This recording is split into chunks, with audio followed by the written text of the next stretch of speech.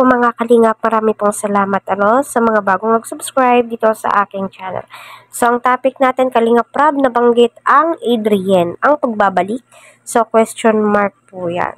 So marami pong mga viewers, supporters ng Adrienne until now ay umaasa. May ilan ay hindi nga po pabor dito.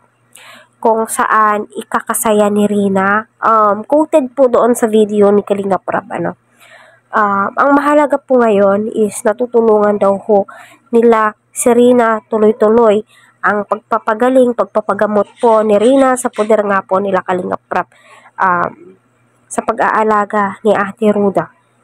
No? So may punto po si Kalingap Rab at nakasalalay po kay Kalingap Edu kung babalikan niya ang kanyang bunsong kapatid, kasi bunsong kapatid lamang po ito, tandem kumbaga, Kasi alam naman po nating lahat na si Edu po yung pinakaunang nakilala ni Rina. Kahit ano po yung gagawin po natin, kahit sino pang kuya, yung itapat nila kay Edu, hindi po nila mahihigitan, kasi iba po yung saya ni Bunso.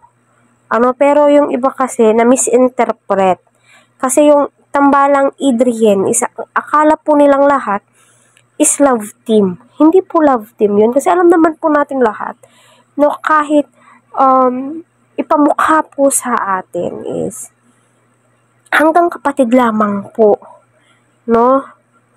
Iba po talaga yung closeness nila, which is yun ang hinahanap ng mga viewers.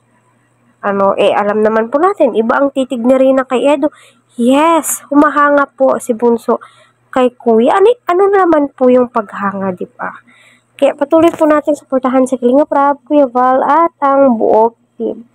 So, mapapanood po yung video doon ay sa live po ni Kalingap Rab mismo.